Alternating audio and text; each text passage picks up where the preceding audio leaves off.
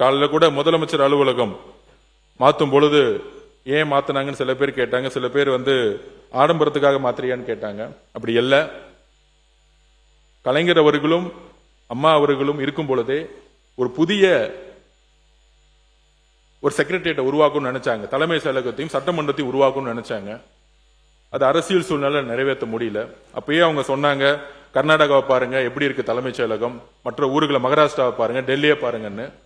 So நமக்கான 100 வருஷமா ஒரே பில்டிங், ஆனா நிர்வாக மாற்றத்துக்கு ஏற்ற மாதிரி அலுவலகம் கிடையாது, சட்டமன்றம் கிடையாது.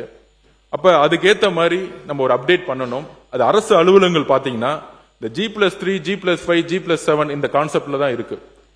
அதாவது கோயம்புத்தூர்ல நாங்க ஒரு ப்ராஜெக்டை பார்த்தோம், கிட்டத்தட்ட 2 ஏக்கர். ஆனா அந்த இடத்துல ஒரு நீதிபதிகளுக்கு ஒரு கோட்டஸ் கட்டுறாங்க. ஆனா G+3 12 பேருக்கு தான் அங்க கெஸ்ட் ஹவுஸ் கட்டிட்டு இருக்காங்க. ஆனா தேவை 50-55 பேருக்கு.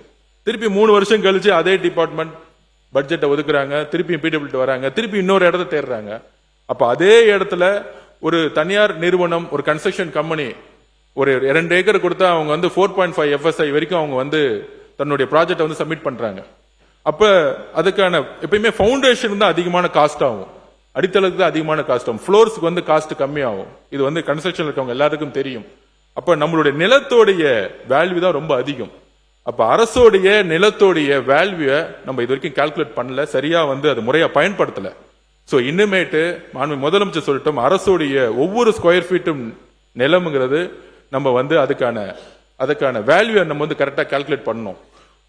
அந்த இடத்துல கவர்மெண்ட் என்ன FSI கொடுத்திருக்காங்களோ அந்த அளவிற்கு அது 20 மாடியோ 25 மாடியோ 30 மாடி வரைக்கும் இன்னுமேட்டு அரசு துறை நிறுவனங்களை நம்ம உருவாக்கணும். ஒரு ஃபாரின் கண்ட்ரீஸ்ல இருக்கிற மாதிரி லேட்டஸ்டா PWD டிபார்ட்மெண்ட் L&D டிபார்ட்மெண்டோடையும் டாடா கன்ஸ்ட்ரக்ஷனோடையும் போட்டி போடணும்.